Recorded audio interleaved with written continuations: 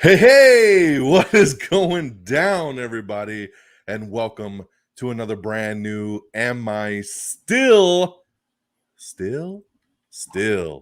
on the Air? That's right. And tonight it is the Shang-Chi and the Legend of the Ten Rings spoiler review. Ladies and gentlemen, you know what it is when we do the Am I Still on the Airs. We like to come together and we like to break things down for y'all, and you seem to like it, so you keep coming back and we keep talking about it.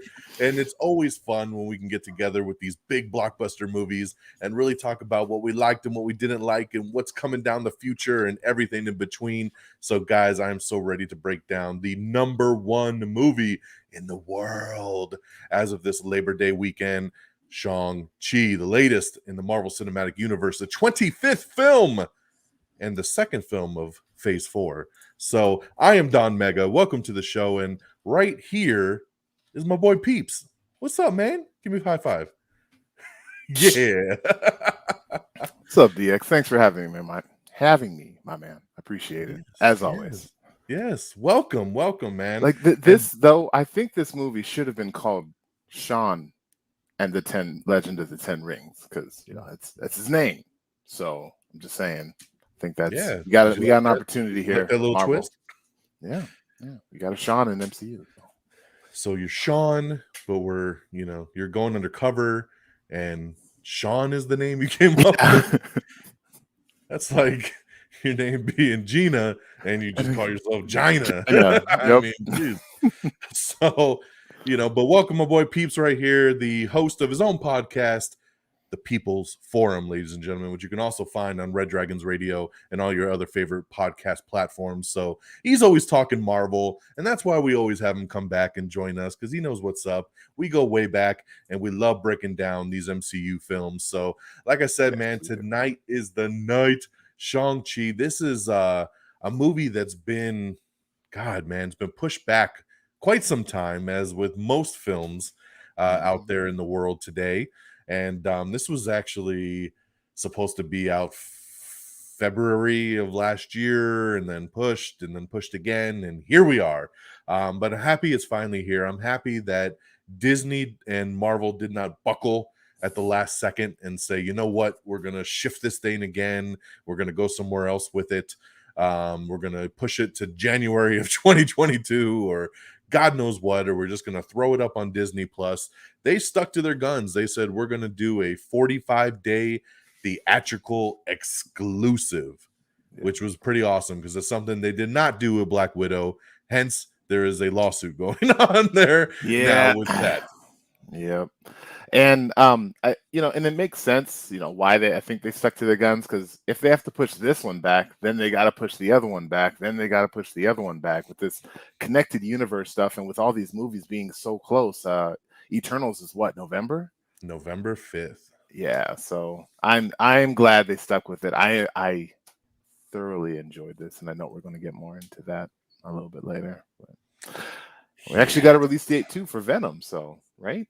Yes. So, with everything getting pushed back, we actually got good news today on a side note in the Marvel adjacent universe that Venom Let There Be Carnage is actually moved up 2 weeks. It was supposed to be out October 15th, and that's actually going to come out October 1st now, which is pretty damn awesome. So, we're in an age where we don't get very many good news when it comes to release dates, that things are going to get moved up. But you know what? In a way, it is thanks to Shang-Chi here, because this movie did so damn good at the box office this weekend that some other studios are going, well, maybe it ain't that bad. Maybe we could put out a movie and make a little cheddar. So that's the thing, man. Everybody's worried, and you can understand. I mean, a lot of movies are coming out and they're not doing super well at the box office. But once again, I've said from the beginning of the pandemic, I've always felt that when the right movie comes out, people will go and support it. People will go out and see the movies that they want to see, and especially things like Marvel movies at this point, which are the biggest films of our generation. When they come out, people will go and support it regardless. And everybody keeps getting scared. Things started to get back to normal in that July-August range, and then towards the end of August, Delta variant kicking up, and then everybody's starting to get scared again, and things are getting shifted. But Marvel said we're sticking to that September 3rd date. And I hear within the next couple weeks they'll make their decision on Eternals, because Eternals was supposed to be theatrically exclusive as well, but they are there's some rumbles that that could go Disney Plus as well, and we'll see how that one plays out. But like I said, man, Sony was enough to see these numbers and say, all right, let's move Venom up, which is funny because Venom was supposed to be out like in a week. It was supposed to come out the end of September, like September 23rd or September 24th. And then a couple weeks ago, they pushed it back 3 weeks to October 15th, which at the time I said, this makes no sense. I even did an Am I on the Air quick bite about it, of saying like, this just doesn't make sense, because now in the middle of October, you were putting it out a week after the new James Bond comes out. Then it was coming out on the same day as Halloween Kills and The Last Duel. So 2 big movies that is now having to compete against. And then the very next week is Dune. So it's like, why the hell would you have moved Venom in that middle of October and kind of cannibalized it? It just made no sense. Yeah. And then now they're moving it back to October 1st. So it'll get one good week by itself before James Bond comes out. But I'm just like, at this point, I'm like, they should have just left it on that damn September 24th date that they originally had. Seriously. So, and I think too, it speaks a lot for the success of Shang-Chi, because he isn't a popular character, not a popular comic character, not a popular character in the movies. This is his debut, and everything about Shang-Chi is brand spanking new. And to see how well it's doing, like you're saying, I don't know, it just kind of speaks numbers to the movie itself, and not so much. I mean, the marketing was pretty good, but I mean, it speaks to so much, because it speaks to, I think, a lot of different factors. Number one, your first led Asian superhero, right? Like, I mean, this is kind of for the Asian community, this is how, the blacks felt about Black Panther coming out, right? Everybody was like, yo, we're represented. Getting some representation. Yes, we're represented up on the big screen. We have our own superhero, and everybody came out in droves to see Black Panther. And I feel it's the same way for the Asian community to now see them up on the big screen. And now we got our own, pre-Avenger right here, and then you have just the fact of an MCU film, right? We've built up this fan base over 24 films that people know at this point. When a new Marvel movie comes out, it's probably going to be pretty damn good, and it's going to be fun, and it's going to be worth going to the theater to see. And then it's going to get you excited for more in the future. So, exactly. And then on top of that, the movie's fantastic. I mean, this movie has a 92% on Rotten Tomatoes from critics and a 99% there you go audience rating. 99%, the highest of any comic book movie. That is insane, man. 99%. I'd love to see who the 1% dude is that was just like, this thing sucks. Send. But, I haven't seen it yet, but I don't think I like it. But I don't like it. Where's Captain America at? Right. It's just so this movie does have a lot going for it, man. So that's what's super, super cool about it. So let's start ramping into it, man. Once again, I'm going to let y'all know, spoilers.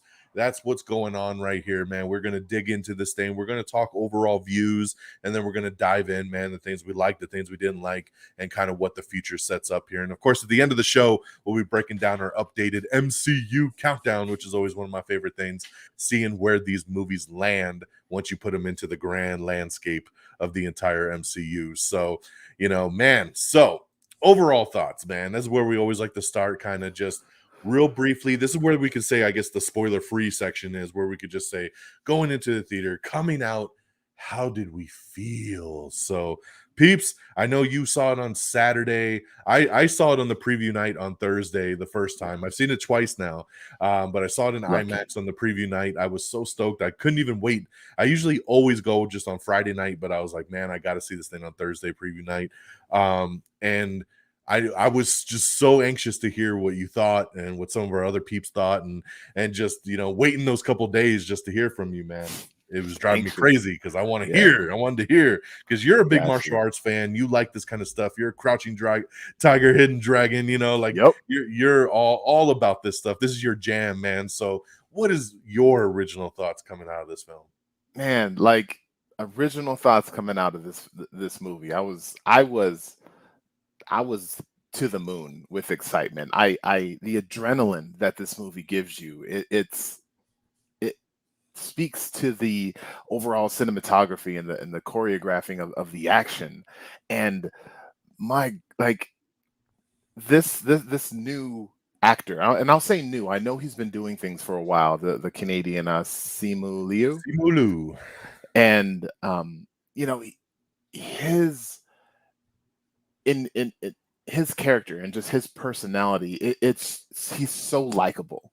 Like Yes. it gave like a lot of this movie for me, it had a lot of nods, I feel like, to Black Panther, like this Mhm. kind of secret civilization, and I'll talk about some other similarities later on, but just Chadwick Boseman, when his performance as T'Challa, like, he was so likable. I'm like, this guy is great. I want to be his friend. He was Yeah. funny, he's charming, he's an action star. Like, he was great, and I feel the same exact way for the Simu Liu actor. And it's funny, like, how he got the role for this. He just kind of said, "Hey, yo, Marvel, Shang-Chi, get at me," and then he gets it.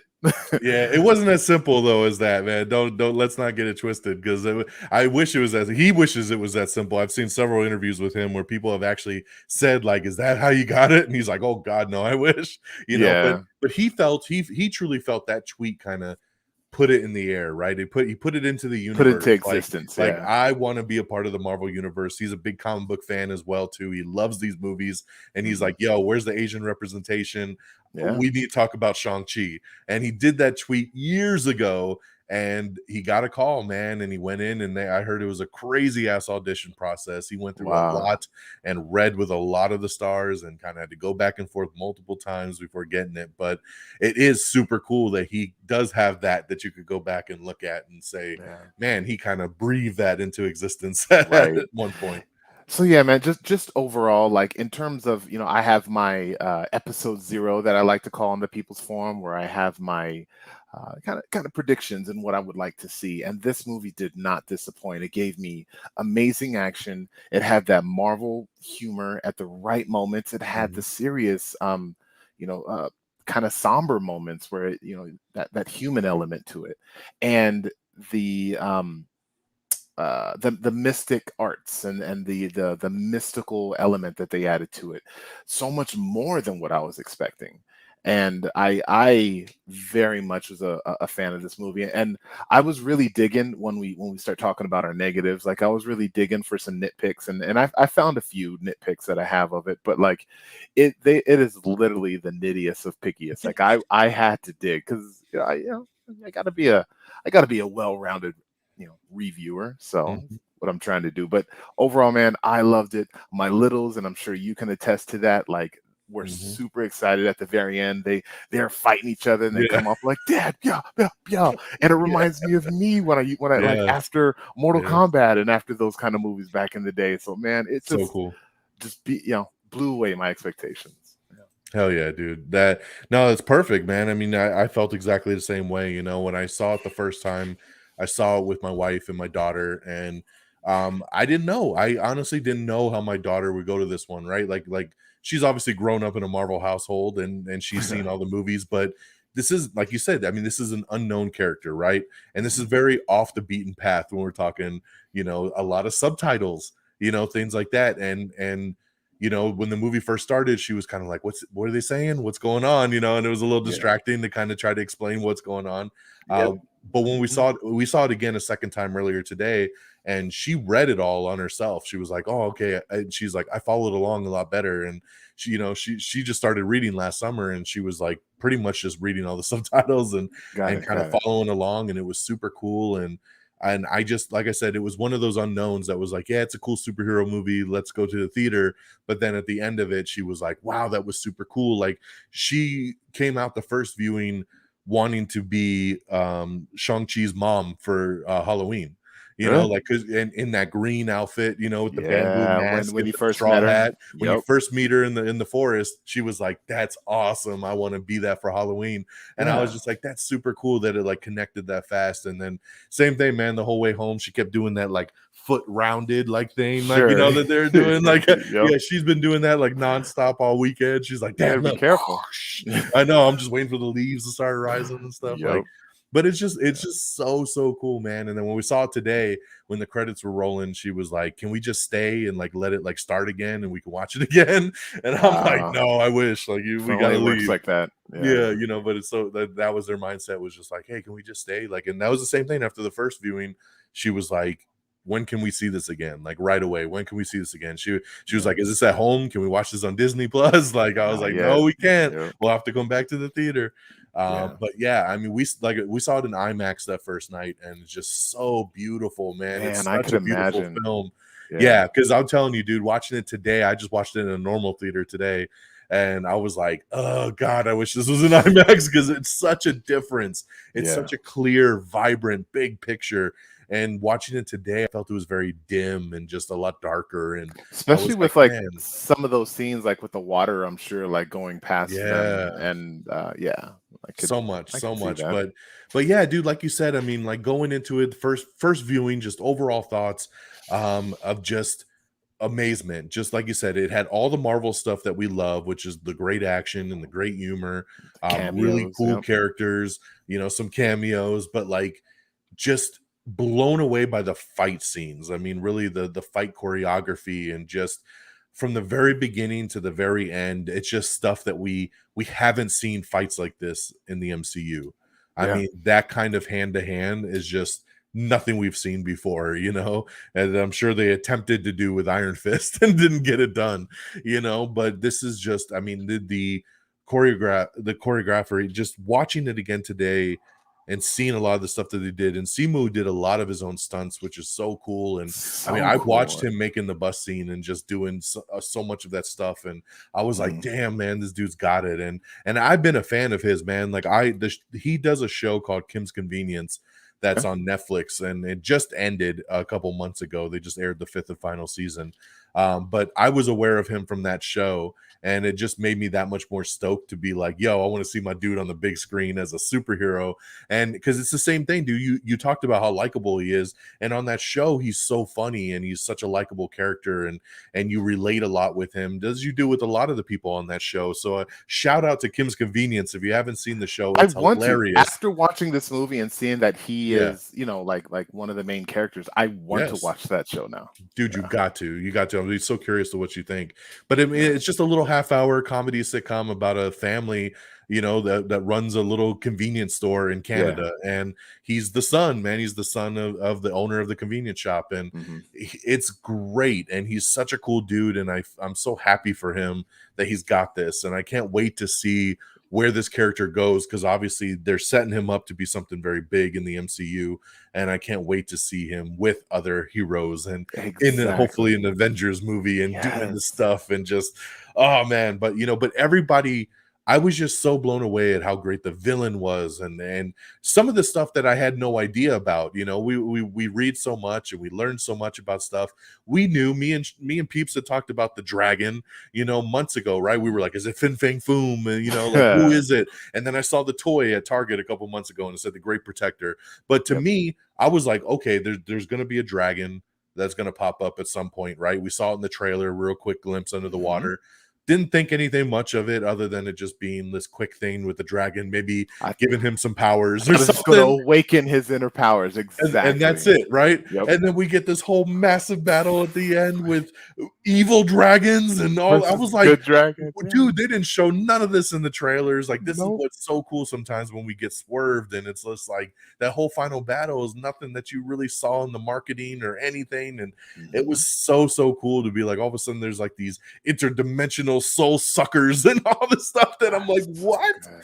So I mean, yeah, so it's crazy, dude. I mean, like, so it just gave me everything I wanted. And shout out to Aquafina as well, too, man. Like, Seriously.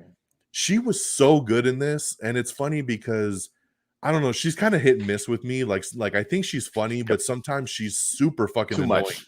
She's Too too much. much and she's Yep. too annoying. And I was afraid if they used her wrong in this, she was going to constantly take you out of the moment, right? Because like Hmm. she'd be kind of like like a Darcy character from the first Thor movie, just kind Yeah. of being like, "Look at me, I'm gonna do a joke," and then Yeah. like in the middle of a fight scene, It's and it's ad like, libbing. Yeah. Look at me. yeah, It's but hilarious. she Yep. was fucking great. She Agreed. like played her role. She wasn't over the top. She was funny as hell, and everything hit the way it should have hit, and it wasn't overdone. And I thank them for that, man. I thought she was great in this.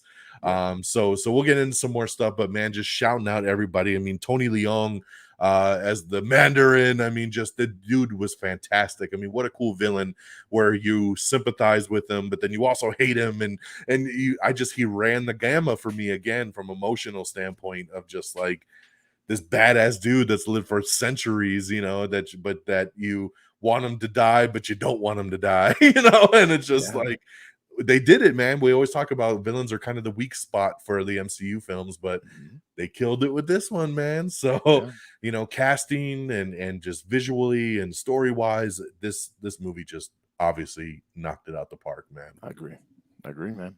Yeah. So big overall thoughts coming out of it. Like you said, man, we always start off with the negatives, right? Like, what didn't we like? And you were talking about your nitpicks. I'm gonna be honest. I don't fucking got nothing.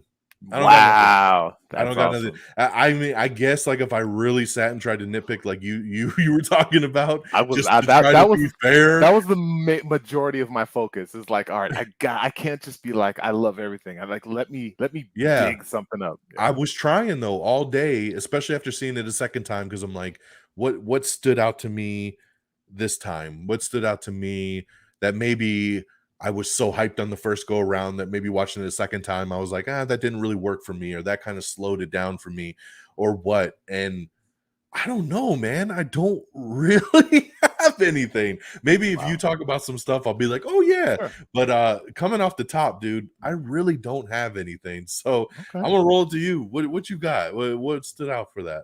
Okay, so again, as y'all know, very small, minute things, but let me throw them some at you.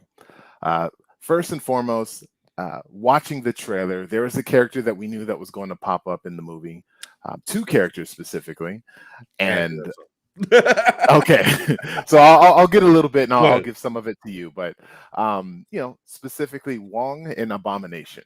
Okay. And I thought Wong was going to play more of a maybe even mentor, maybe a type of kind of leading him into this world of being a hero type of thing. And it seems like we're going to get that going forward, but in this movie we didn't get that. And that was something I was kind of looking forward to. And then the big bad A-bomb, and I'm curious, DX, like before I get into my disappointments with this, like what how did you feel about it? The Abomination. So that is so as I'm starting to think like maybe sometimes I just need to be jigged like that, but so yes, so I don't think I was looking for Wong to be like a mentor. I didn't feel like he would have that big of a role in this, but I will say I was disappointed with the way that fight played out and not really knowing more about it. So for what you see in the trailer is pretty much what you get in the movie. Like you think you're only getting a little tease in the trailer, right? Like, oh, Abomination's fighting Wong. I can't wait to see this play out. And it's about just like as long. 10 seconds longer. All they took out was the punch through the portal. Yeah. Then you find out like they're backstage, like working together, he's like, oh man, you should pull your punch. And he's like, oh, and then opens the portal and it looks like there's like maybe they're going back to the raft at the raft and they're walking through and he's putting them back in his cage. But why? I guess that's my biggest thing is why. Yes. Maybe we'll find out down the road. We know that Abomination's supposed to be in the She-Hulk show. So maybe they'll explain it and they're just leaving loose breadcrumbs for us. Yeah. But I felt like, why was there not more explanation? I would have liked to have seen more of like, why is Wong doing a fight club? Like why is a protector of a sanctum like wasting his time with thugs fighting in a dirty underground fight club? And that didn't make any sense to me. Abomination, cool. It was awesome to see him. and it's funny because they're like, "Oh, well, you really got Tim Roth to to voice him," and I'm like, even after seeing it the second time, he literally went like "roar" like one time, and I'm like, "You got Tim Roth to do that?" Exactly, and that's what I was going to say. Like, I would have liked him to have a line, Yeah, to hear yeah, Tim Roth, because I guess, yeah, he is uncredited as Abomination. Maybe he did some motion capture for him. yeah. I I think he don't did. He know. looked definitely more facial, than he did in the incredible than the other Hulk movie. Right, and he's physically looks different. I think he's bigger. He actually has more of that reptilian look that he does in the comics, and I don't know. I just want a little bit more Abomination, just a bit, just like you said, like a line of conversation. Yeah, you're able to work off your sentence, or Yeah, maybe Wong's doing yeah, something. yeah, Maybe this is yeah. for What is the plan? the exactly, yeah. Yeah. So So that to me was a little bit of a disappointment. We didn't get a bit more behind that scene, the setup of it, the payoff of it. It was just mhm, kind of there, like, oh look, and then they were gone. The right. other part of, and I think this was probably my biggest criticism that I remember telling my wife coming out of the movie, that on that drive home, of saying Mhm, like the one thing I wish they would have done a little bit differently. And after seeing it a second time, I think it didn't bug me as much. But on the first go around, the guy that worked for the Ten Rings, that was kind of like they call him the death dealer. He was the guy with the mask, right? okay. Yep. So he helped train Shang-Chi when he was a kid, right? They show him Hmm. in the flashback kind of whipping him, he's like Hmm. stops, punching or whatever, and he's like whoosh, like get back to work.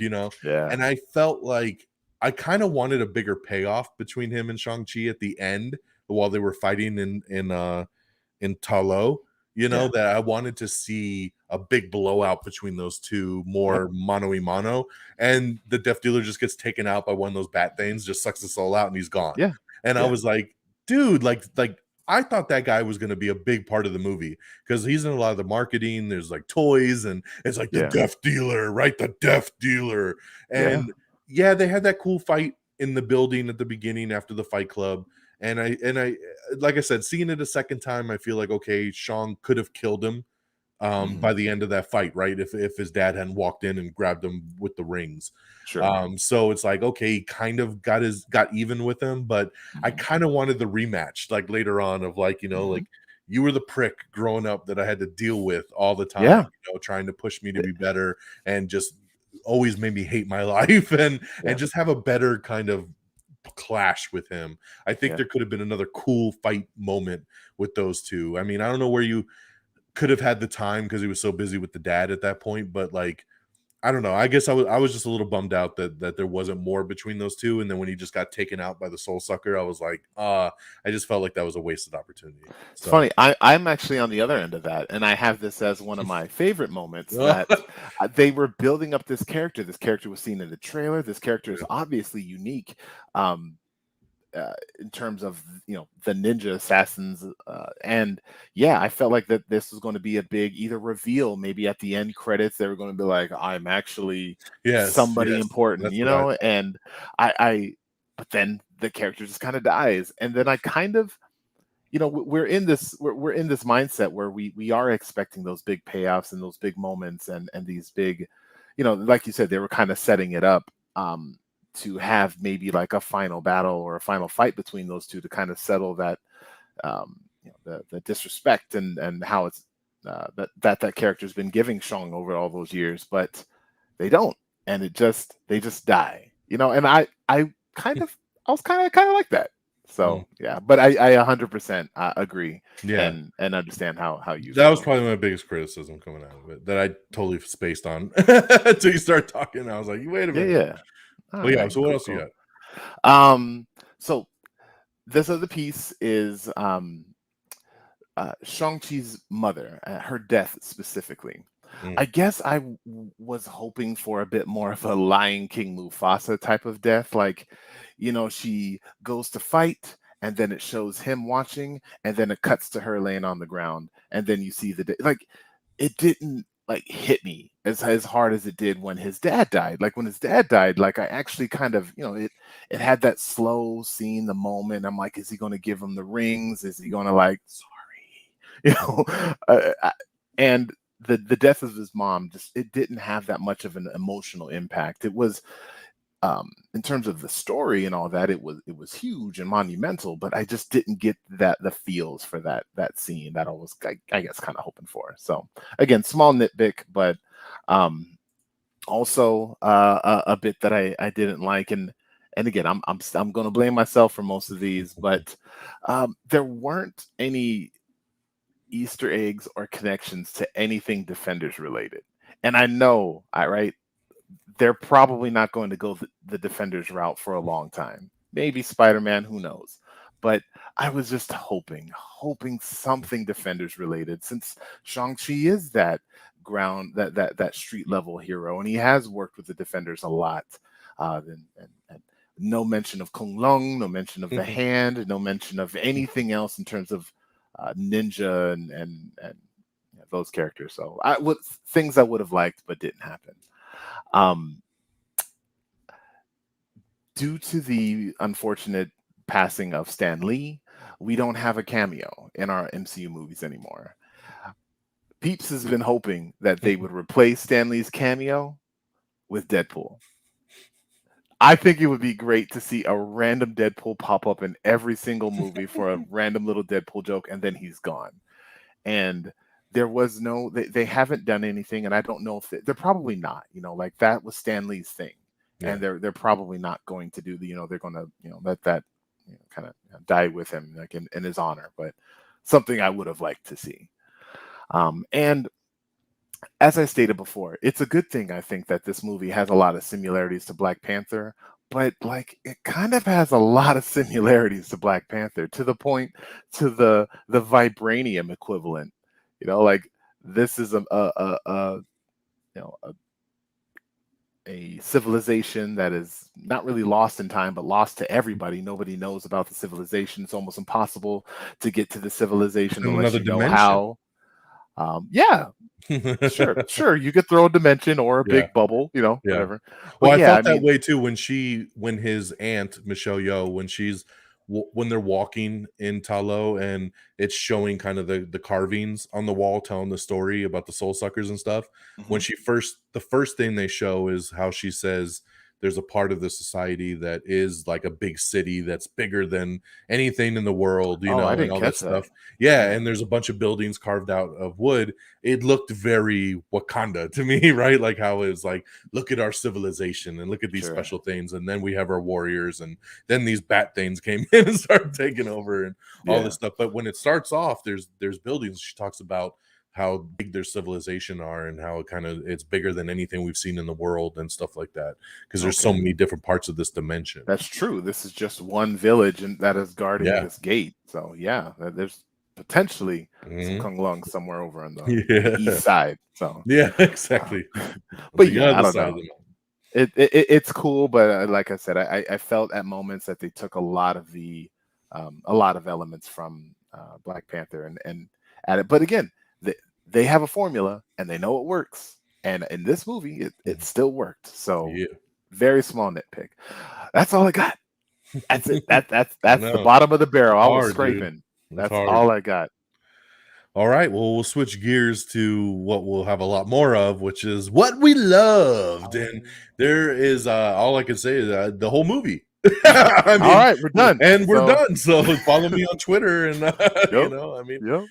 so no, I mean there's so much good. I mean, when you try to narrow it down to the standouts, I would definitely say bus scene, right? I mean, the bus scene, like it's so good. And it goes and it goes and it goes and it goes. Every aspect of it, from not only the hand-to-hand combat that is very just quick paced and everything, but then even how he takes off his jacket and uses his jacket with them, and then takes the chick's laptop and smashes it and kind of uses that, and then you have the comedy side of the dude live streaming on his phone, like, yo, what's up, like, I know karate, I took it for a couple years, so I'm gonna try to judge this fight. You recognize that dude, right? Yes, he's the dual flip on the Spider-Man movie.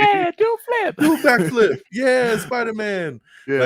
So he's in canon, man. And Yeah, so I mean, the comedy was awesome. He was like, I would drive the bus right now, but every time I do, I get in trouble, so I'm not gonna ride the bus. Right. You know, but it's just that whole scene, dude, from every single thug to just Mhm. the way it plays out. I'm just so floored. The music, the pacing, The just the music bus scene's so good. blew And I me love that they were away. calling him Bus Boy when he got to the The fight club. Fight Club, They were yep. like, Bus Boy, like, Yeah. and I was like, even when they introduced them in the fight, they're like, Bus Boy. So that was awesome. I mean, so bus fight, the scaffold fight, man, outside the building. I mean, So yo, good, I man. hate heights, and that shit made me queasy as hell watching that fight scene, especially Wow. in IMAX. I'm just like, oh shit, don't fall. And then she's You know, holding on to the yeah, dude, bamboo. I'm like, Yeah. "Oh god, my heart's falling out," like, Nice. but dude, just again, it's all these, like, bamboo, like, sticks, and he's swinging and going around and going under and up, and I'm just like, "Oh my god, who choreographed this? This is, like, Ah, next level shit," like, right yeah. there, Yep. callbacks to different things, right? Like, they talk in the beginning story about, the first fight that, Shang-Chi got into as a kid, right? When he first met, Aquafina's character, and then he says how she jumped in the middle of him and the guy he was fighting and just started singing Hotel California, and she goes, Yep. yeah, it confuses idiots. But then on that scaffold fight, that ninja gets in front of her and she's like, on a dark desert highway, like, and just starts singing the song. And I was like, dude, I love when shit gets called back like that. Like, I was just like, dude, Yes. that's awesome right there. Yep. you know Obvious, like, dude, oh my god, I'm like, Oh, so look, like going back to the yes. scaffolding fight a bit, like that, it kind of reminds me a lot of, and I'm sure you movies you enjoy growing up, like Rumble in the Bronx, Jackie Chan, and with those movies, like the our star is kicking a lot of ass, but they get their ass kicked a lot. They get kicked and hit hard and do some backflips and get their back spread over a pole, and that was happening to Shang. Like, yeah, he's fighting like like dozens of trained assassins, and Mhm. they are giving him a run for his money. But that fight alone was fantastic, amazing. And then when his sister comes back and she's like, yeah, now you know how it feels, I'm just like, Mhm. yeah, Yeah, and the two of yeah, them fighting side by side. And I love that fight, how he chases Death Dealer to that room yeah, where it has the side of it just kind of yeah, out, and there's that neon yeah, TV in the background. It's like, that is like a video game or a yeah, straight comic scene, like that moment where they're just kind of standing at each other. I loved it. And like you said, yeah. the music, like Music, the fantastic. pacing, yeah, that whole thing. The fight between, you just brought up his sister, that fight in the Fight Club I between have that too. Shang and Yeah. his sister, like when they get into it, and he's trying not to fight her, but she's kicking his ass, and then She's she not just holding back back. kicks him, boom, and he roar, like Yep. just down, and th- dude, Trevor Slattery. Trevor's back. Our Trevor. Mandarin from Iron Man 3, right? Like, Hmm. gets a cameo. I had suspected that they were going to do this Of course. because in the last week, so if any of y'all remember when Hmm. we used to get Blu-rays all the time, Marvel What? during phase 1 and maybe even a little bit of phase 2. I think it was just phase I 1 think though, it for was the Dark most part, World. Yeah. or no, it wasn't to phase 2.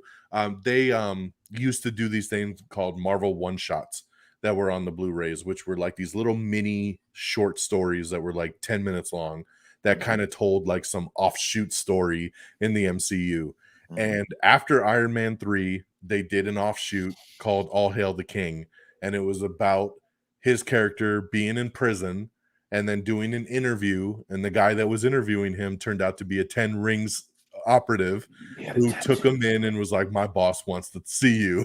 And Yep. it just left it because it was to tease everybody that, yo, the real Mandarin is out there, Is and out he there. don't like this shit that you're going Hmm. around saying that you're him. It should So have that been end credit scene in the movie, but it yeah. should have, but it was done, and then we never heard nothing again. But in the last week, that short popped up on Disney Plus out of nowhere, and On the I'm like, front page. on Yeah. the front page, and I'm like, they've never put a one shot on Disney Plus, and I was like, Hmm.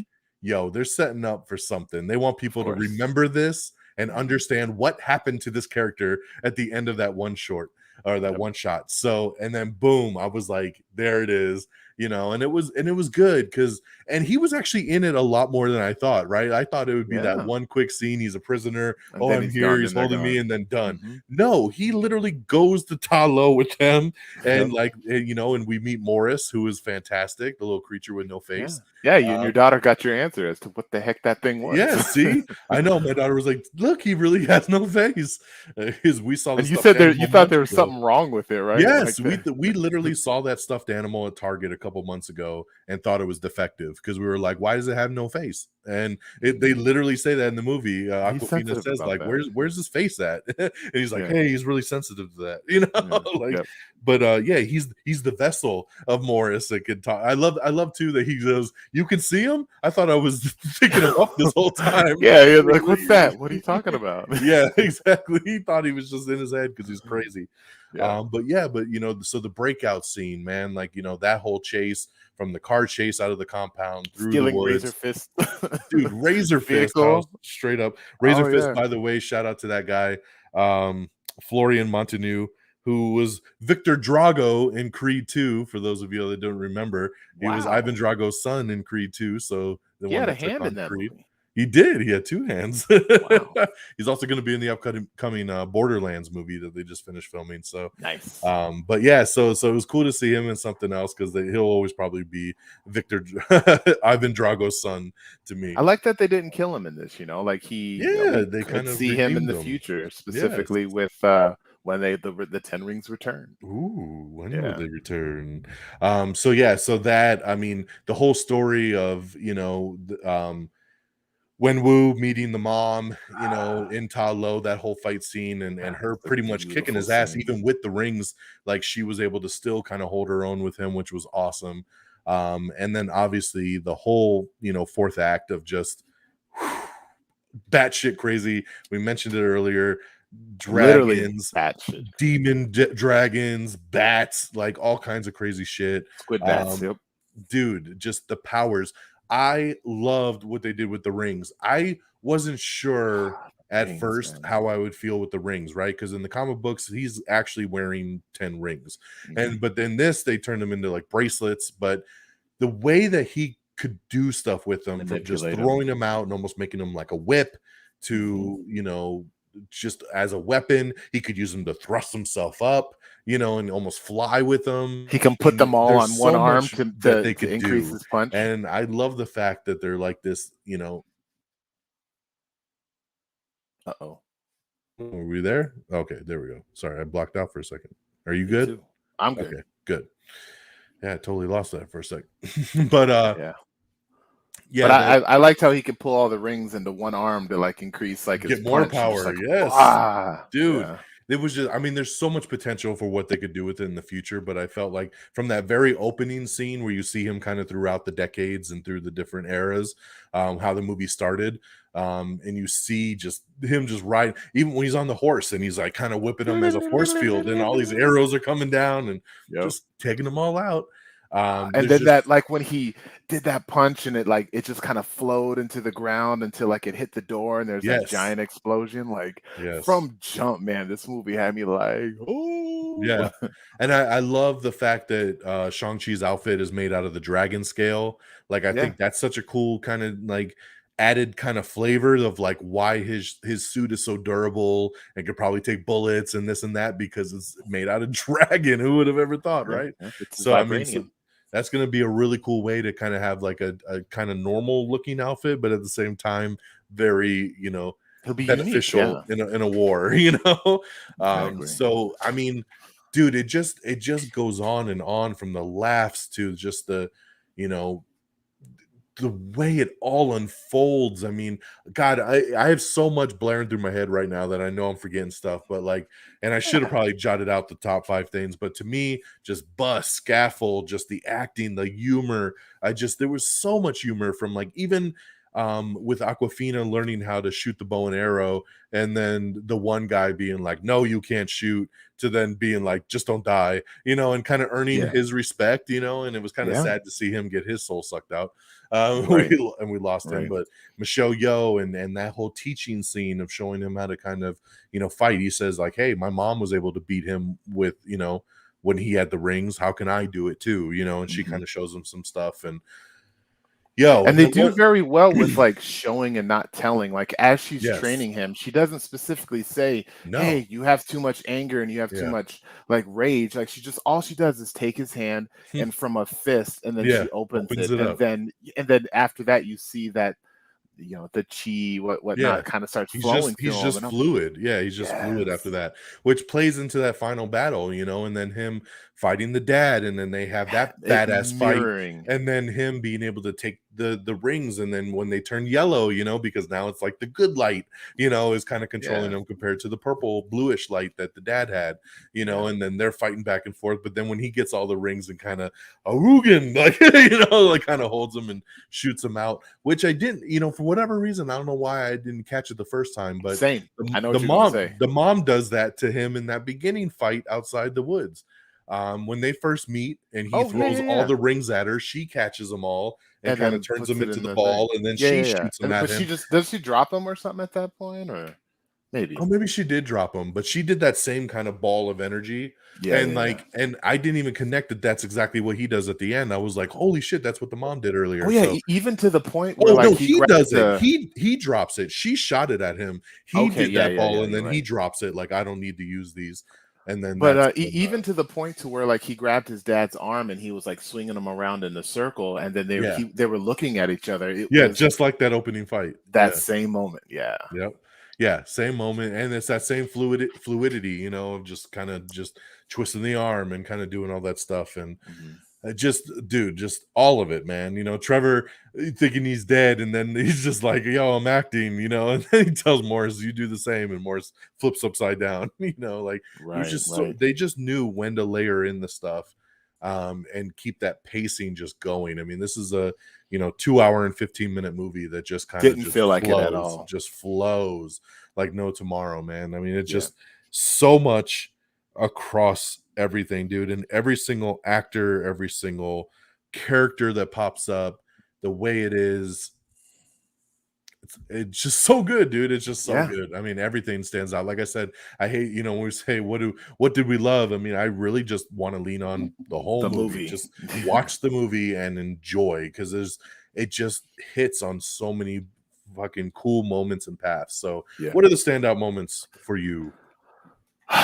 So The whole movie.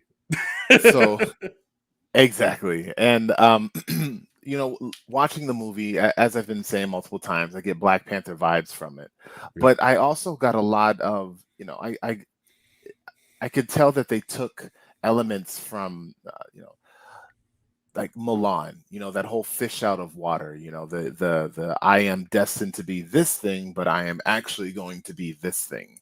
And also like Avatar: The Last Airbender, DX. I know you probably don't know anything about that. You probably saw the movie though, right? At least. Yes, yes. So you get that aspect of it at least. But I mean, from jump and throughout the whole movie, I'm like, these people are some airbenders. Like they are Yeah. literally airbenders from the show. They are air nomads from the show, from their personality to the way that they fight.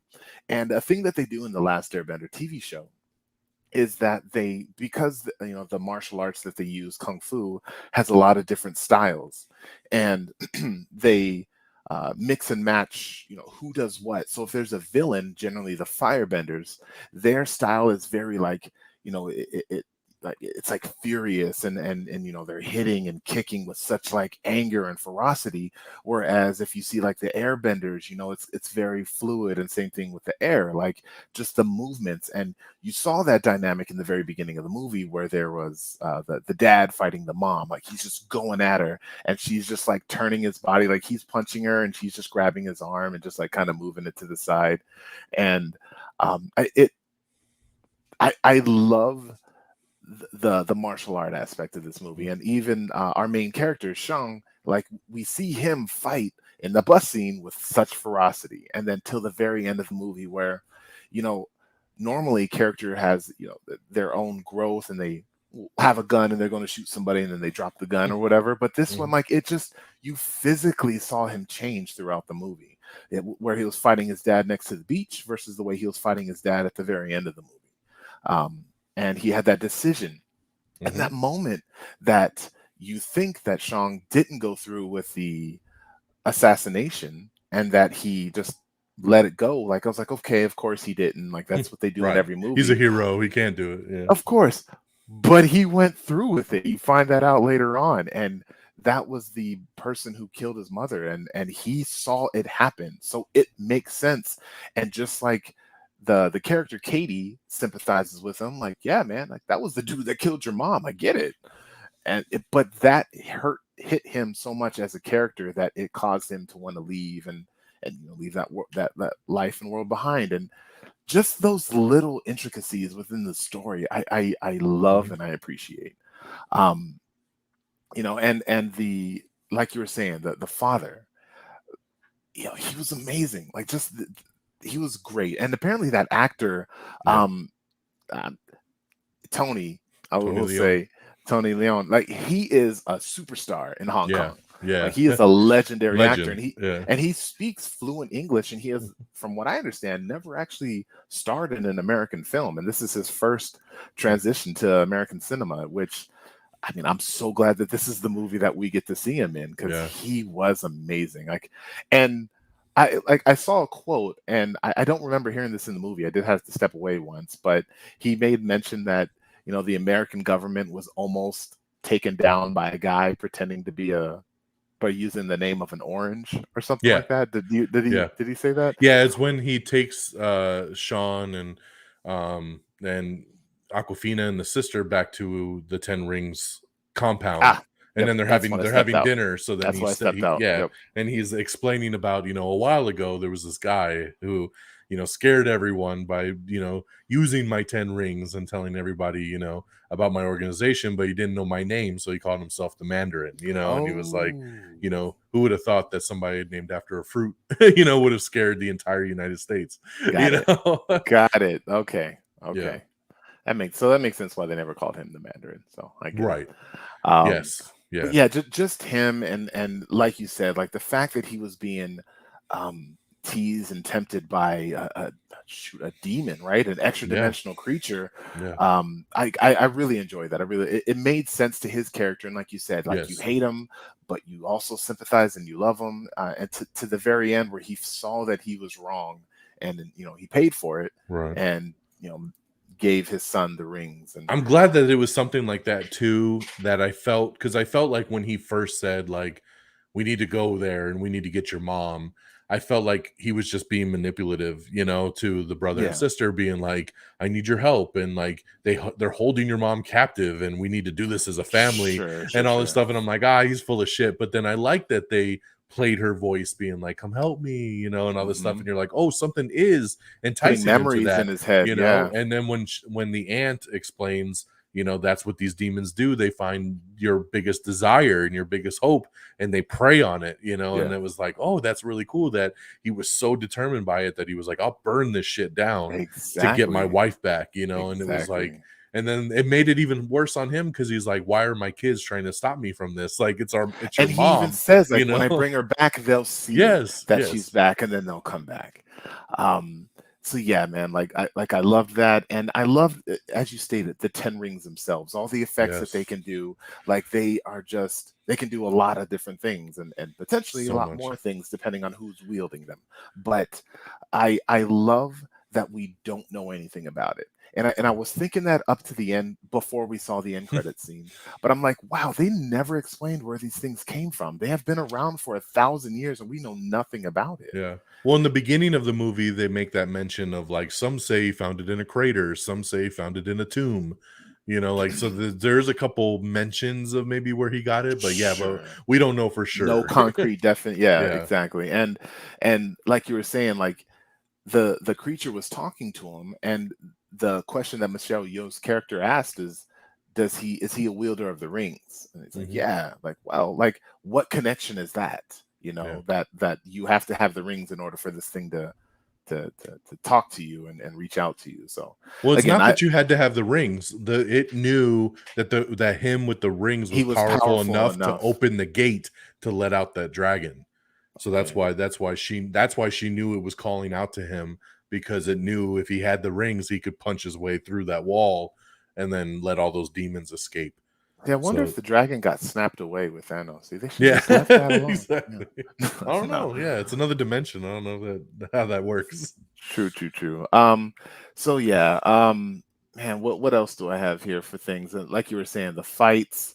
Um, I love the uh, full. Not to cut you off, but like another no, thing I'm no, go thinking ahead. of, like that I love story beat wise, and you were kind of alluding to this earlier, was the journey for Shang-Chi and his dad, right? Because it went from like hatred to like, even when he sees his dad for the first time after that scaffold fight, right? They do the little head to head kind of thing, and he's like, Yeah, there's "Son, I missed you," and you could tell in Shang's face, like, "Oh my, like I missed you too. Like that's my dad, right?" I had yeah, so much respect for him at one point, and they yeah, play this roller coaster of like, "I love you, I hate you, I love you, I hate you," kind of throughout it, mhm, and then all the way up to that fight at the end, he tells Katie like, it's a blood debt, blood for blood. I'm gonna fucking kill him. Like he yeah, straight up is like, I'm gonna kill him. Like after he yeah, tells her, like, I lied to you earlier. I did kill that guy, and I'm going to after I do it told you I again. didn't, and now I'm gonna do it again. I'm gonna kill him. It's the only way to end this.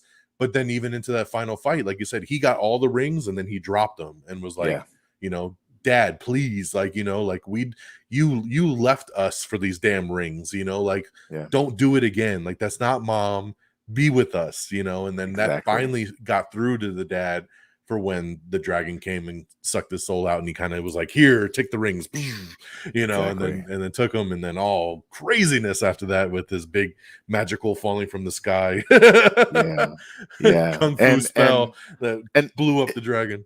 and it was even cool that, like, even Katie had her moment. Like she had Yeah, her desolation of smog, yeah, like arrow to the neck, and how excited she was afterwards, and yeah, about that, and that's it too.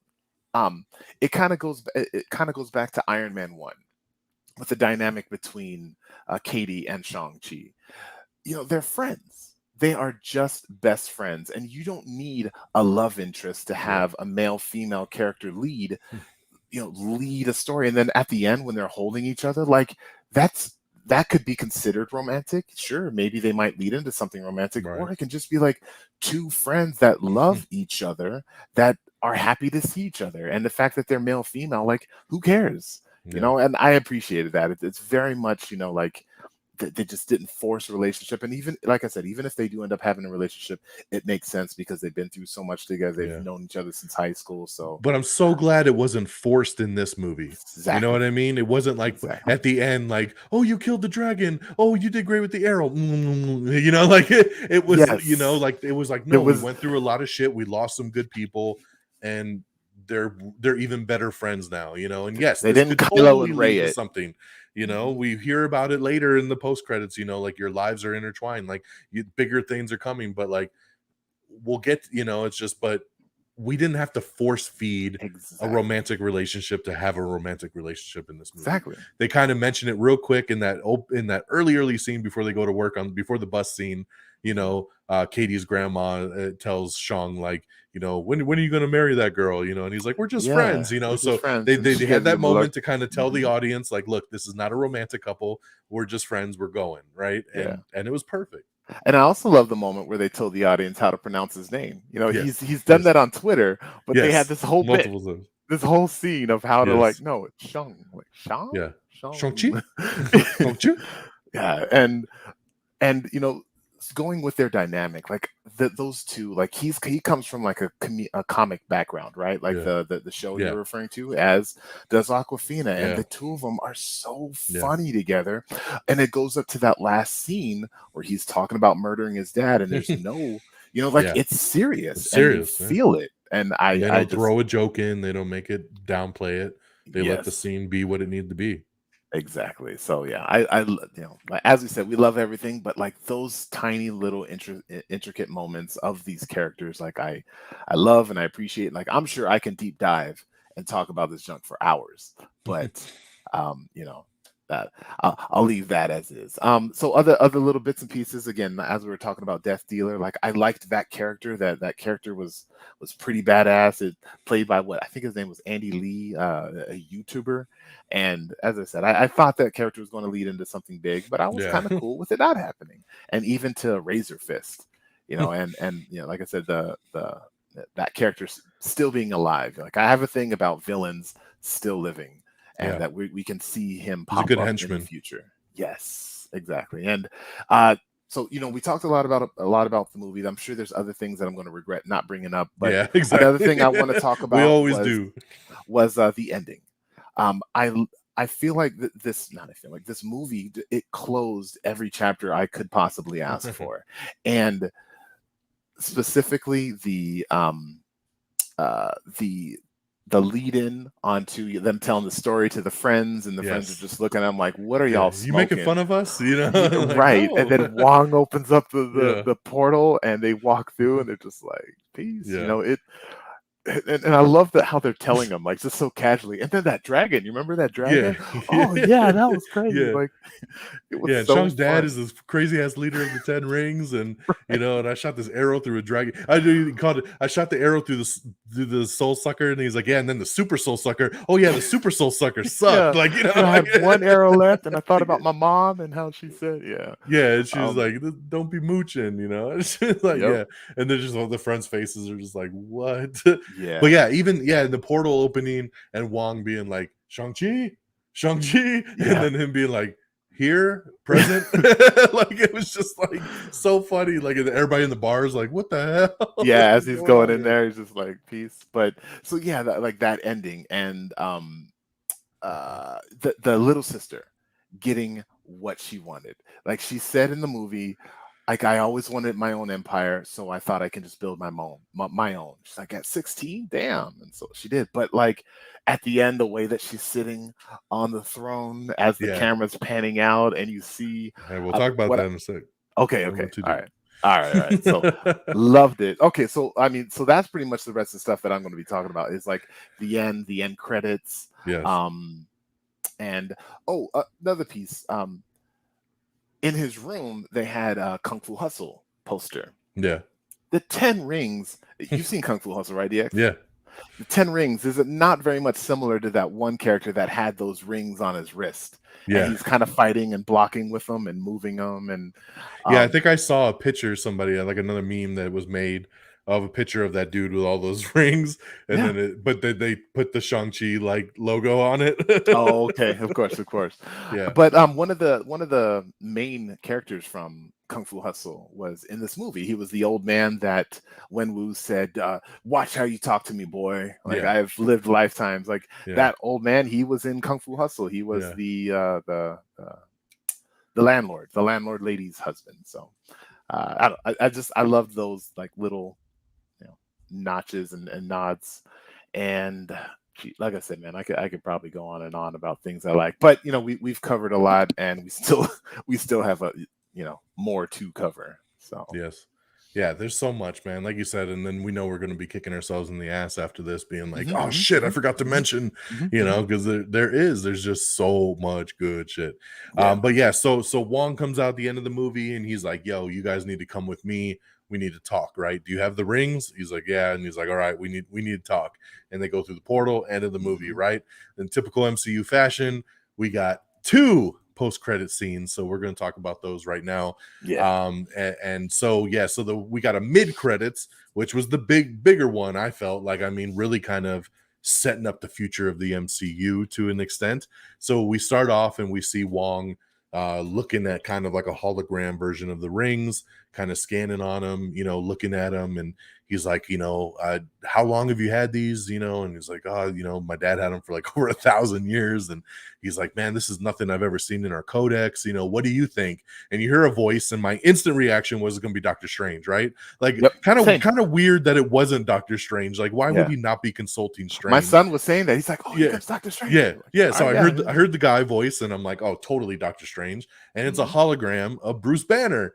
So Mark Ruffalo there, which he was in human form, which is another major factor of this post-credit scene, because we were told that he had merged the two, and we were just going to have Smart Hulk going forward. So how did that happen? How's he back in his human form? He has still got the arm in the sling, though, so they are continuing that up, that they said his arm will never heal. So he's like, yeah, I haven't seen anything like this either. It doesn't look like vibranium. Like, what do you think? Like, do you think it's Chitauri? And it scans over, Kree? and Yeah. and it's Captain Marvel, man, Brie Larson popping up, and she's like, yeah, I don't know, I've never seen anything like this before either. And so they're talking about it, and then Wong zooms into it, and it's flashing, and it's like a homing beacon, and they're like, Yeah. something is calling out to it, something is looking for it. We don't know what, we don't know when, we don't know where, but man, we got to keep an eye on this thing. And then of course, in Captain Marvel fashion, she's like, sorry guys, I gotta go. Bruce has my number, and she just vanishes, and he's like, I don't have her number. I don't have her Which number. is so, he's like, she does that all the time, which I thought was great. She literally does. Yeah. Yeah, dude, she's always bouncing out. This is exactly what she did in Endgame.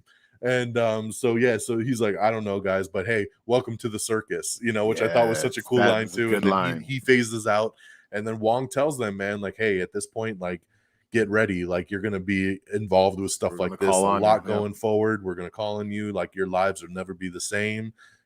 Everything is gonna be nuts going forward. So go home, get some rest, and let's get ready for the future. And they're like, yeah, we should. But, and then another great callback moment, they do the but, and then they're karaoke singing Hotel California with That Wong, was so good. I forgot about that. Yes, so like, That because was that's so exactly what they funny. do in the beginning of the movie. They're Yes. like, we got to work early, we should go home. Yep, Well, get and then some they're rest. karaoke singing. So they do the same callback at the end. Well, With and then Wong along with him. with Wong Yeah. singing, "It's such a lovely place." And so that's our first mid-credit scene, man. Fantastic. So Love the good. scene. I love when we get to see cameos, other Avengers. Like, Yeah. I love when the universe ties back again to bigger stuff. And I love kind of having that introduction to Shang-Chi of like, yo, like, because he knows these people. Like, even when Wong goes, I'm Wong, he goes, I know, I'm a big fan. Like, they know of these people, right? These are the people that save the universe, and so that's what's so cool when you get these newer heroes, because they're like fanboys, man. They're all like, oh shit, I get to be a part of this. Like, this is awesome. So that's what, like when Ant-Man, Steve Rogers, yes, I know, I'm a big fan, Captain America, like that's why I love when they geek out on stuff like that. And I'm very curious, like, do you have any like thoughts as to where they could be going with that specific? Like, are you thinking maybe Kang? Are you thinking more multiverse nonsense? I mean, everything we're going to say multiverse, I think, going forward, but like I'm not thinking Kang at all,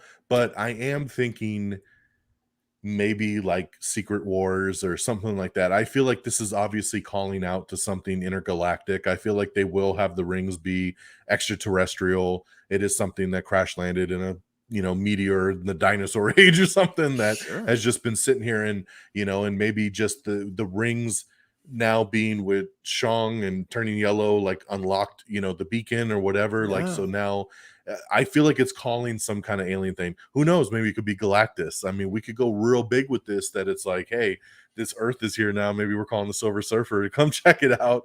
I mean, there's a lot of stuff that I feel like, when I'm trying to think of like what's something big that could be setting up down the road, I do think, I mean, Secret Gorath, Wars. I don't know. Like, we could have 10 tentacle rings. Those are my rings. I want them.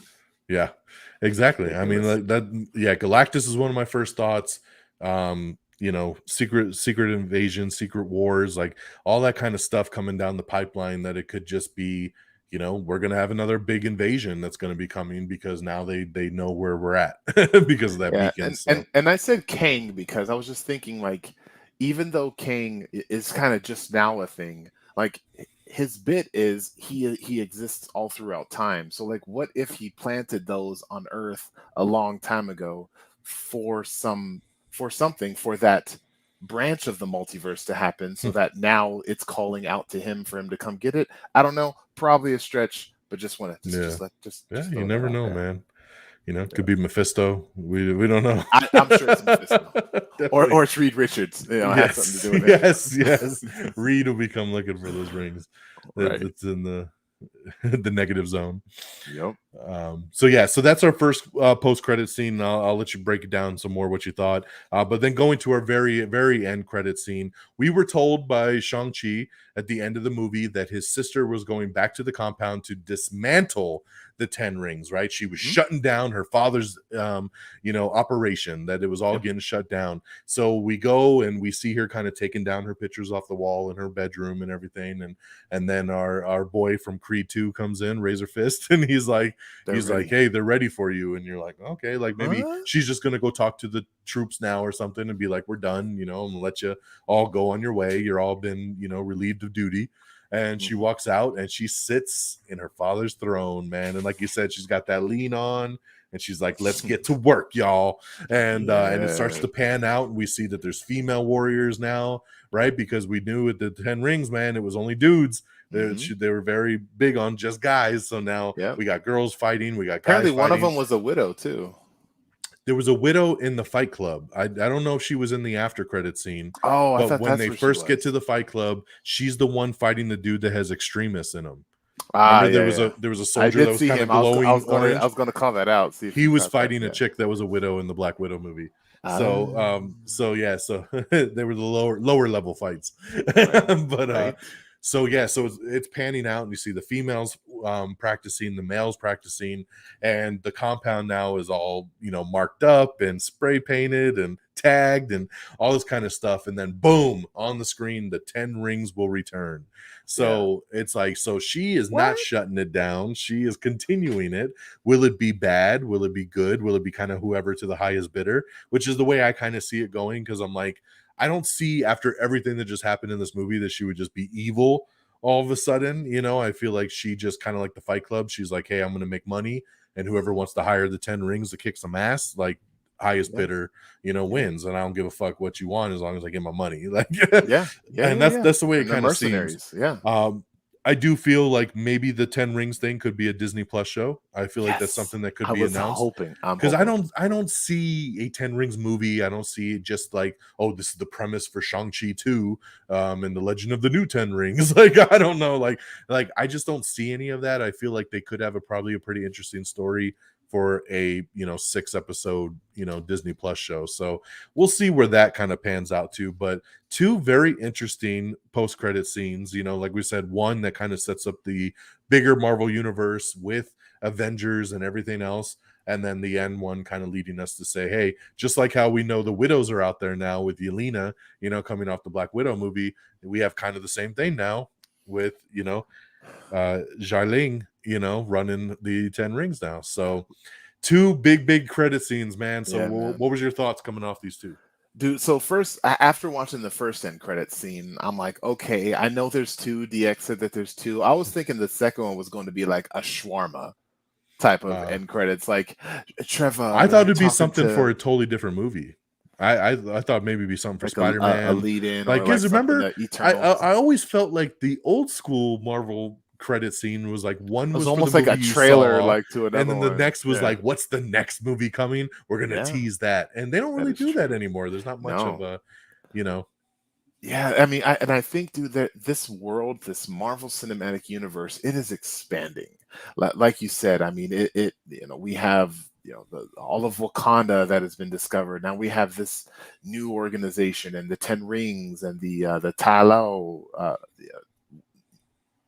dimension, if you will, and it's just going to get bigger, and we're getting mutants in the future, and we may hopefully possibly one day maybe get Inhumans. We'll see, but like, this world is just expanding, and I Inhumans from the multiverse, right? not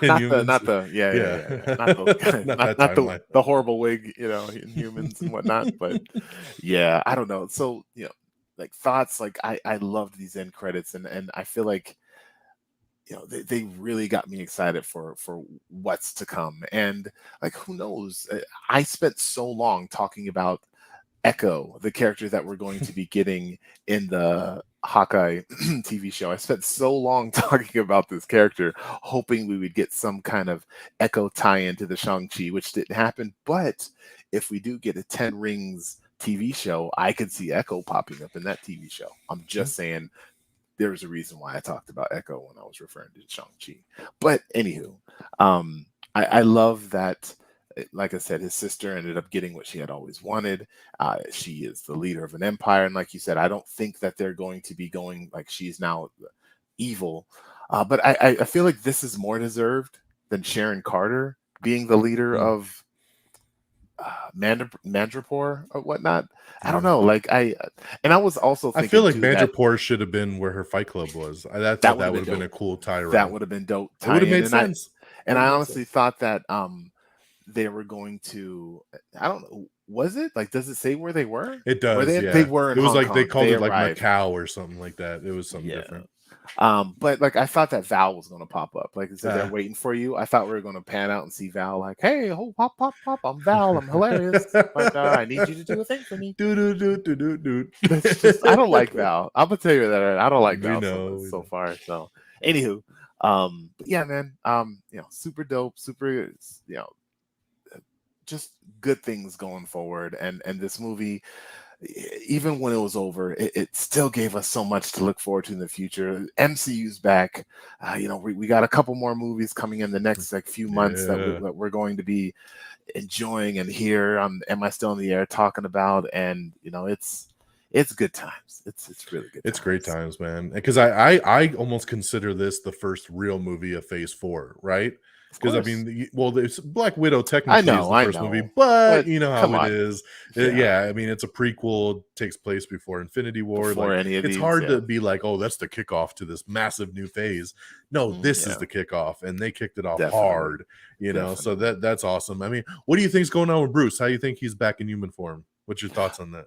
Man, like being a big The Hulk fan, like I was thrown back. I was like, like, wait a minute, like, what's going on? And he said, basically him and Hulk had an understanding. So if they're not like that anymore, like did something happen? Are they going? Did something happen? And I mentioned this too on some of my episodes. I feel like all of these Phase 4 movies and TV shows are all happening simultaneously. Like this is happening at the same time as Spider-Man, at the same time as Loki, at the same time as Captain America, or not Captain America, Falcon Winter Soldier, and WandaVision. I feel like all these are happening at the same time. And I was going somewhere with this, and I just lost my train of thought. We were talking about Hulk. She-Hulk TV show. Yes. So maybe we should find out. We should definitely find out on that. Exactly. And even like Captain Marvel, like I feel like her whole little I gotta go, like maybe I gotta go. What's going we'll find that out in the Marvels. Yeah. Miss Marvel, that could be the show or the Marvels movie. Exactly. Yeah. So one last thing I don't want to forget that I didn't say. There was a moment then they were fighting the big dragon, the evil dragon at the end. I was kind of hoping that that when he's holding his sister's hand and she's like, let go. And he's like, he doesn't want to let go. He just lost his dad. He's lost his mom. He left his sister back then. And he's like, I'm not like, he was literally not going to do let the world end to keep his sister safe. And I love that moment, but I was kind of hoping that as he's holding her, like she would get 5 rings and he would get 5 rings. And like, go team! I don't know. That's it. Yeah. But yeah. No, awesome stuff. Funny little tidbit on a connection here. So the director of this movie is Destin Daniel Cretton, who is definitely somebody that you're gonna have to keep an eye open for because this dude is blowing the hell up. He did a movie a long time ago called Short Term 12 that is just like on rave reviews. I mean, it's an older movie. It's probably about 10 years old, but big time. I've never actually seen it, but I've heard nothing but great things, so I do want to check it out. He did another movie called The Glass Castle, and then last year he did a movie called Just Mercy with Michael B. Jordan, which I love. Just Mercy. That was a really good movie. But one of the biggest connecting pieces here is Brie Larson.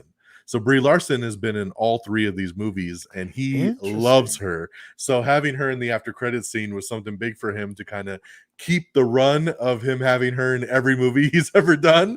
Yeah. And he called in a favor and she accepted, of course. But, you know, it Yeah. was kind of funny. I was seeing an interview with him where they were like, did you do that just to kind of keep that streak alive? And he's like, Yeah. no, but maybe. Like, you Yeah. know, like She's the kind of thing. Samuel L. But Jackson to his to Quentin him, yeah, because Tarantino. Yeah. I knew she was in Short Term 12 and I knew she was in Just Mercy, but I didn't remember The Glass Castle, and she was in that as well too. Yeah. So Her every movie face is he's right done, there.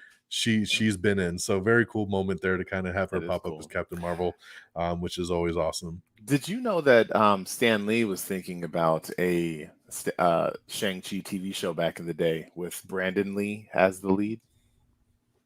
No, but that sounds I'm sure awesome. you would have I would loved have that. loved that. Yes, I love Brandon Lee. That would have been cool as hell. Because they say that Bruce Lee is the inspiration for this character, Oh obviously. yeah, he So looks just like him it's in the very, comic. very Yeah, cool.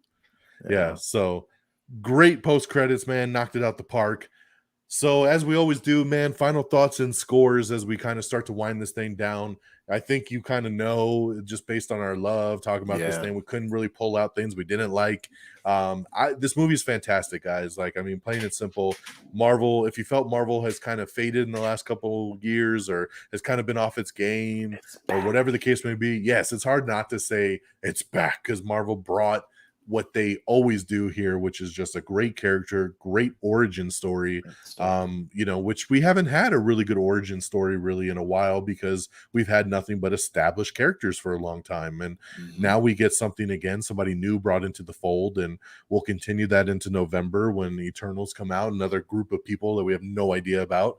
and and we'll Yeah, see where they take us, you know, as we continue down the road of phase 4. But this movie's got everything, like we said, guys, from like some of the best action you've ever seen in a you know comic book movie to just the best, you know, movie. just Yeah, overall movies period in the last couple of years.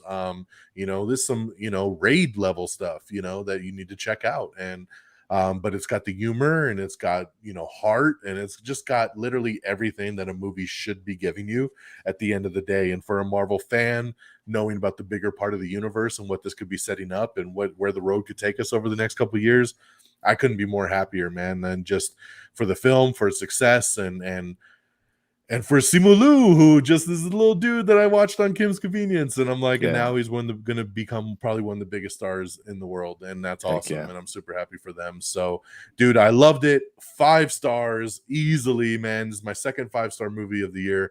So we've had a good run in the last month or so. I gave Free Guy my first 5-star of the year, and continues here, man. Like, especially after seeing it 2 times, this movie gives me everything I want.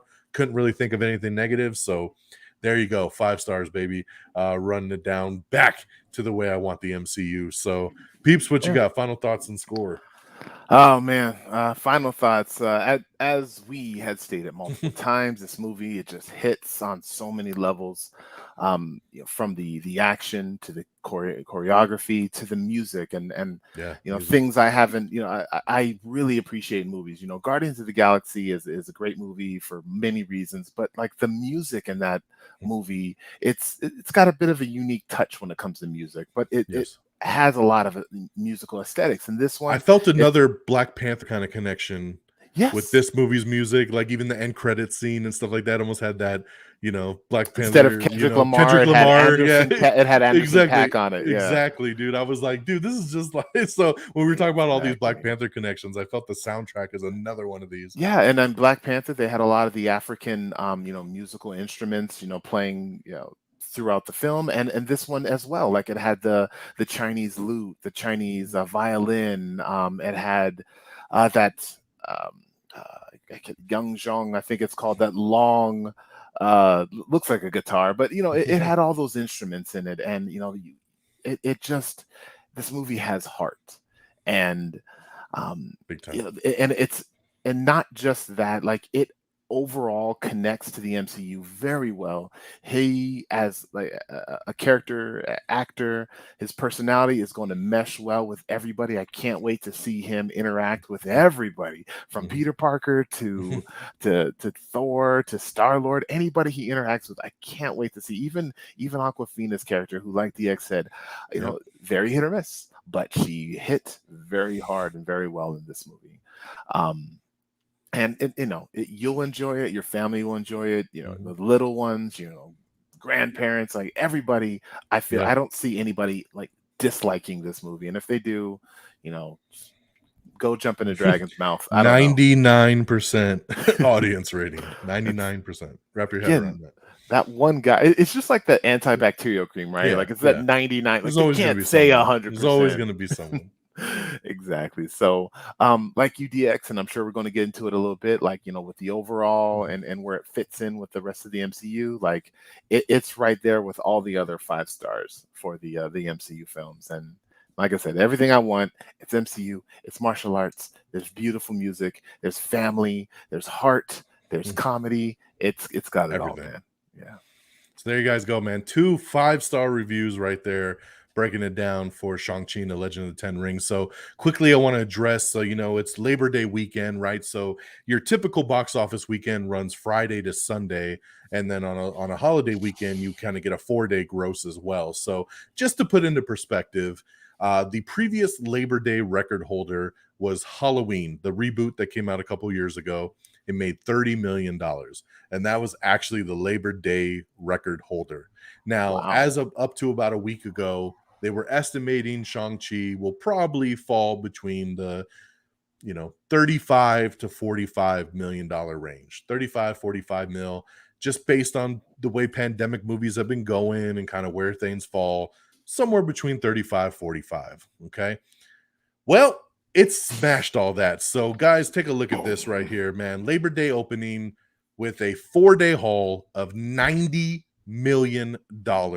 And the 3-day take that they were estimating between 35 to 45 made $75.5 million. So, once again, proving, like I said, that if you put out a movie people want to see, they will go see it.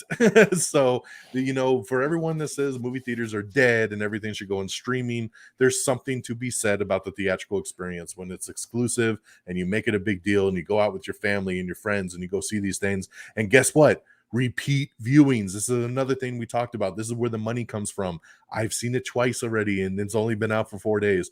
That's something that when these movies go out on day to day streaming in theaters, you don't get that. I Yeah. loved Suicide Squad. We saw it in the theater, and when I watched it the second time, I watched it at home on HBO Max. Yeah. like something like this, I wanted to go back to the theater. My daughter is already asking me when can we see it for a third time. Like we'll Nice. probably go again. Like it's got that 45-day theatrical window, so we'll probably see it again. Yeah. These numbers, man, I'm so happy to see. I mean, Exactly. it's the second biggest opening of the year. So Wonder Woman, Black Widow is the number one. It opened to $80 million. And this one here, 75.5.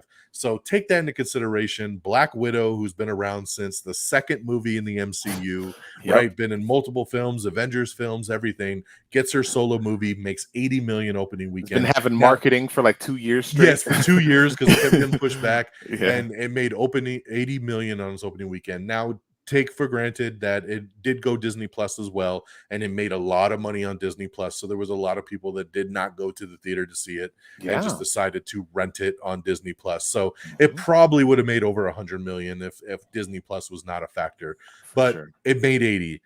The second biggest opening was Fast 9 that came out a couple months ago, and that made 70 million. So this made 75.5. It is the second biggest 3-day take of the year. And when you add in the Labor Day to it, $90 million. They were expecting that the 75 would turn into maybe 82 with the Labor Day added in. 82, and it actually made 90. So it kept exceeding all of the estimates that kept coming out. I mean, people were like, it'll be lucky to hit 50, and it made 75.5. So congratulations, man. This is what was needed. Like we said, Sony has already bumped up Venom Let There Be Carnage because of this.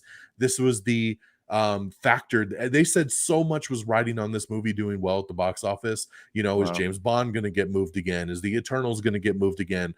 Everything was riding on how well does Shang-Chi do. If Shang-Chi does well, we're going to probably leave stuff where it is. And If I'm sure all Shang-Chi this word of fails, mouth, the rest of this goes to God knows seriously. what, pushed into next year or goes to VOD. You never know. But this was a success. People actually went out. thank you for supporting theaters. Thank you for supporting a film that when you want to see it, you're going to go do it and not just bootleg it, on the internet Right. and then complain that, we don't get sequels or we don't get things that we want when you were part of the Don't problem in the understand. first place. So, Yep.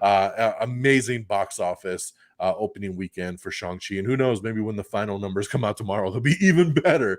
But these Wow. numbers are just phenomenal, dude. For a movie that was pegged to be under 50 million, to make that much more than that at 75.5, be the second biggest movie of the year and 90 million. And internationally, the movie has already made 127.6 million globally just in this 1 week. So I know they made it for about 150 mil. So, I mean, almost making its production budget in just the weekend. So, Yeah. and that's big, especially in the era that we're in right now where nothing seems to be making its production budget back. So big time stuff right there for the box office. So, Yeah. as we always do when we come down with these spoiler reviews at the end here, we like to do our countdown, whether it's the DCEU or the MCU. We love to break it all down and see, okay, we got a new movie in 25 films here.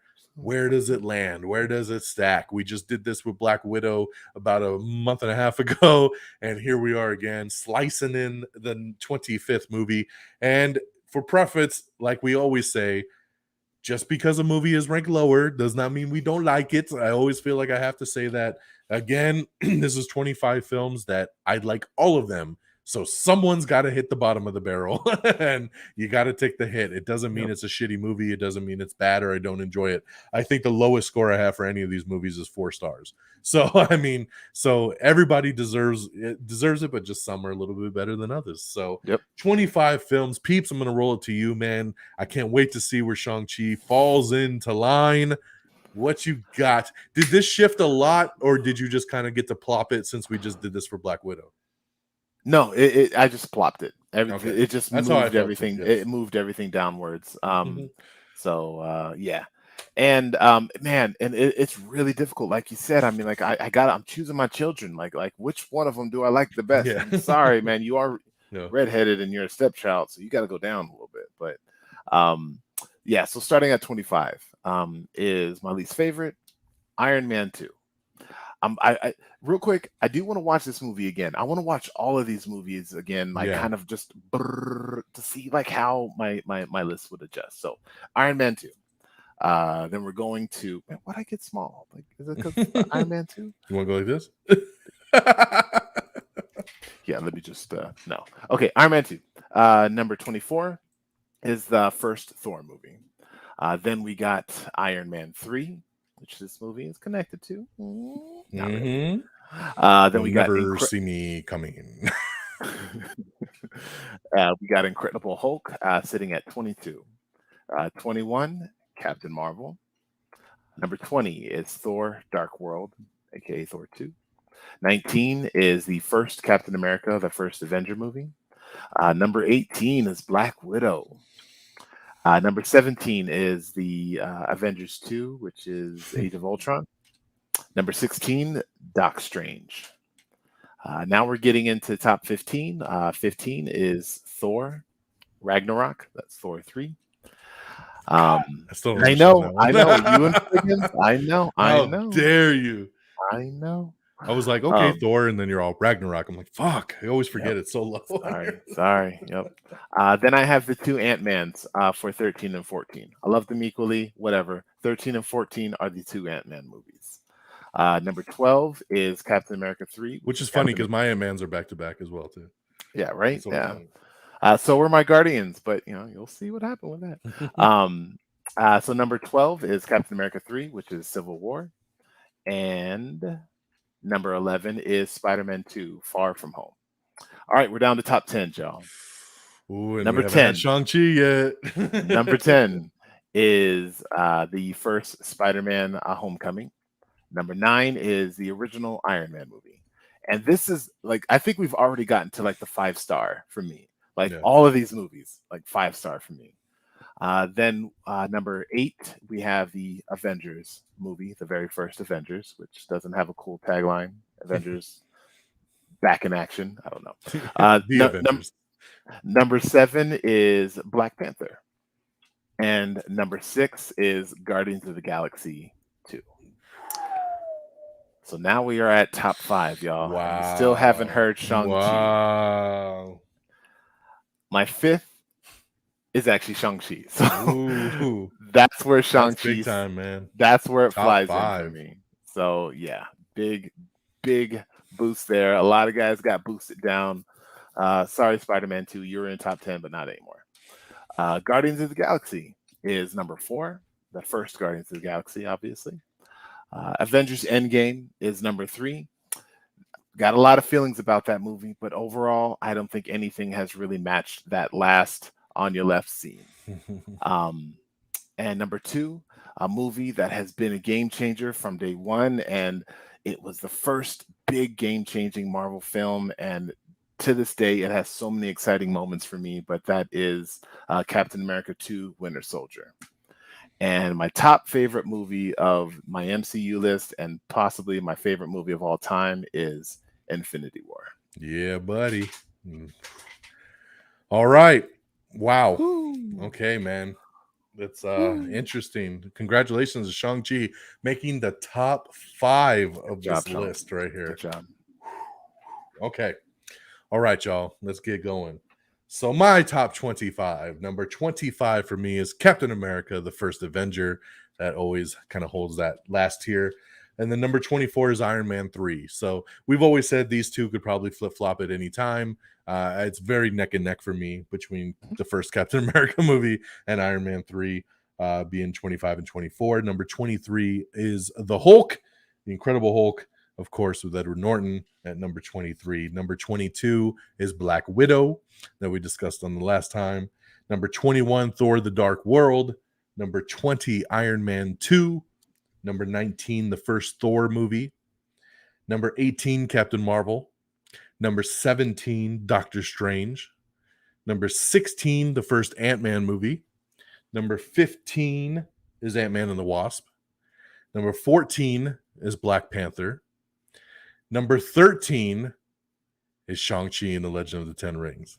Okay. So number 13. Now, I will preface this. I feel like this one will move. This is where my heart initially slated it, and I did this after coming home and seeing it the first time. Okay. Took a look at the list, and I said, this is where I feel comfortable dropping it.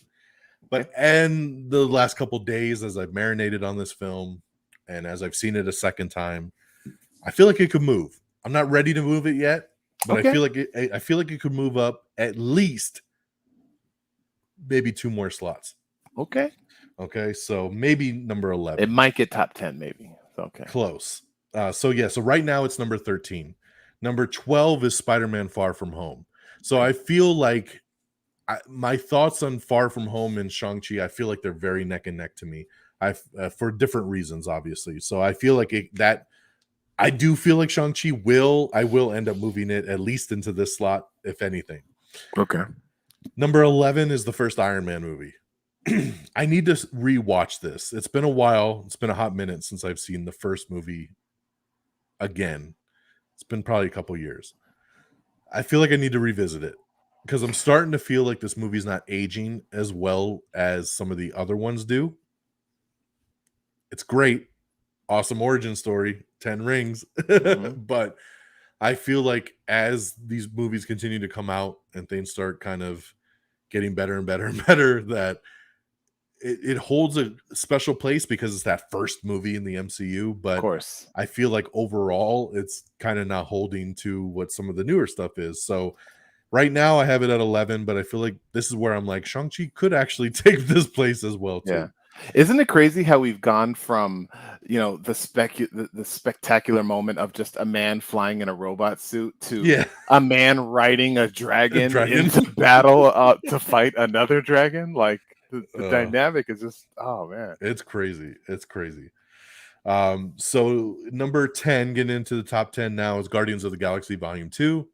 Number 9 is the first Spider-Man movie, Spider-Man Homecoming. Number 8 is Captain America, the Winter Soldier, which is just fantastic. Number 7, Thor Ragnarok, where it belongs, peeps, in the top 10. Awesome movie. Thor Ragnarok, number 7. Big fire. You stupid Avenger. Number 6 is Captain America Civil War. You know, just so much happening in that movie that it just, again, to me, the bigger team up movies always seem to get towards the top, more event type pictures, you know. Number 5 is Guardians of the Galaxy, the first one. And then we get into our Avengers films, always my top 4 until the next one comes out. Avengers always stand above and beyond the rest. So number 4 is Avengers Age of Ultron. Number 3 is the first Avengers. Number 2 is Avengers Endgame. And number 1, like Peeps, Avengers Infinity War. Like he said, not only the best MCU film, but quite possibly the best film of all time. So love Infinity War. So when you really look at that, and we try to look at these event pictures, and if we removed all the Avengers movies, you know, Shang-Chi would be in that top 10 for me. If you take out kind of like these event films, even movies like Civil War, right, which I think is more of an event film, Thor Ragnarok to an extent, you know, because you have, you know, Hulk in it and a lot of other stuff going on. Yeah.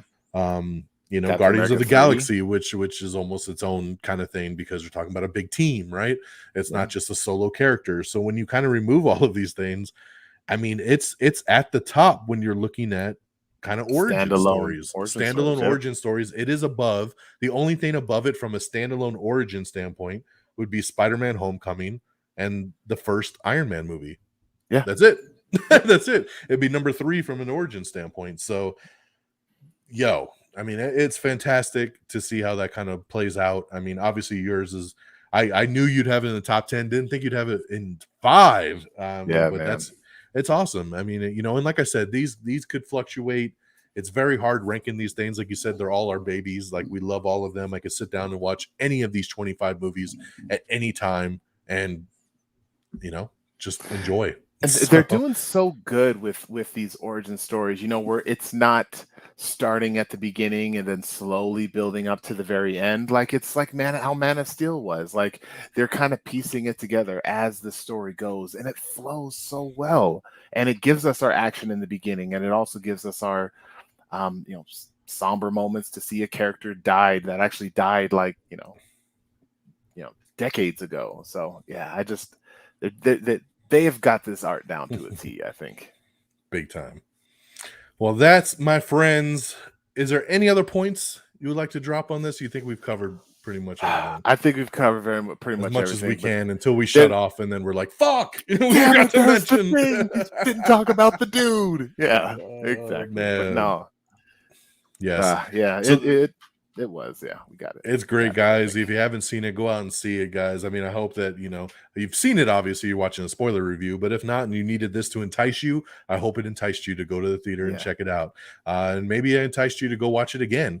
I know your boy that was watching our Suicide Squad review was like, I didn't like the movie. He watched our review, went back and watched it again, and enjoyed it a lot more after getting to appreciate the way that we were talking about it. So sometimes you just need to see things from a different perspective sometimes. So you never know. But guys, this has been our spoiler review for Shang-Chi and the Legend of the Ten Rings, the 25th film in the Marvel Cinematic Universe, and the first official real movie of Phase 4, even though it's number 2, but we'll say this is the real one.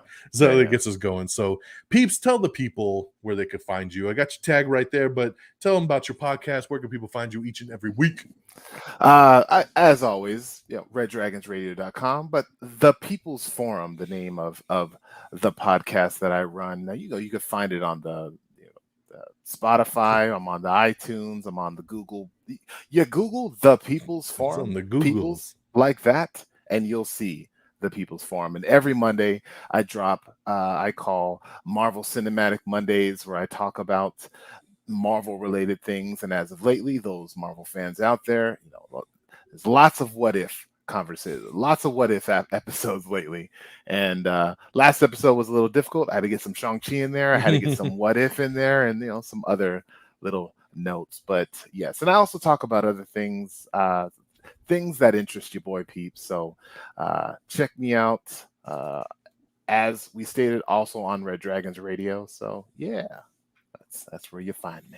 Yeah, buddy, check it out. Like I said, every Monday you drop some kind of Marvel goodness. So if you like this stuff and you love the Marvel Cinematic Universe, follow along, check out the People's Forum, and always get caught up to speed of everything going on there. We do have What If airing right now on Disney Plus. We have the Hawkeye show coming out in November, so that's what we got something to look forward to as well. And then on the theatrical side, like we said, November 5th, we have the Eternals, and then December 17th, we have Spider-Man No Way Home. So we have a lot of stuff to close out the year, and it don't slow down from there, man. Next year we go into Miss Marvel, and we have She-Hulk, and we possibly have Moon Knight, and we're gonna have Doctor Strange too, and we're gonna have Thor Love and Thunder, and it's just gonna continue and continue, and it's gonna be so glorious, man. So get ready for some big Marvel hotness.